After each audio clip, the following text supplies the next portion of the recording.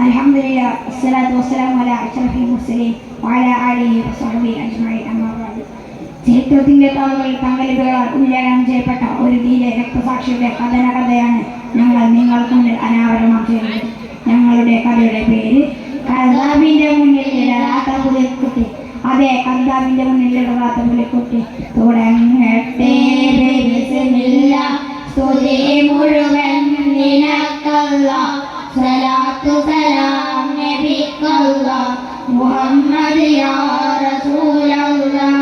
പരിശുദ്ധ റസൂലിന്റെ തിരുദൂതർ ഹബീബിന്റെ കഥനമതേറും ചരിതങ്ങൾ വിശലീനായി നിവർത്തിയിടാം.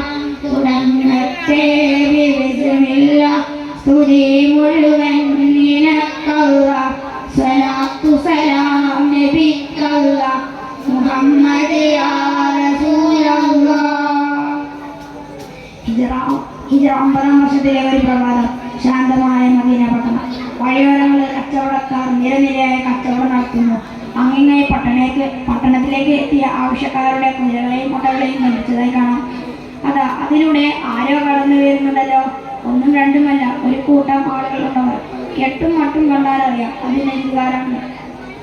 അവർ എടുത്തെത്താറായി. നെയ്തിൽ നിന്നുള്ള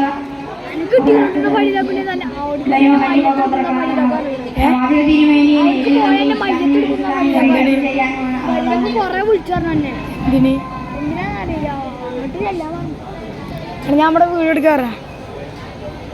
ഇത് പൊടി ഇന്നത് പൊടി നമ്മുടെ ബന്ധിപ്പിച്ച് ഓട്ടത്തിൽ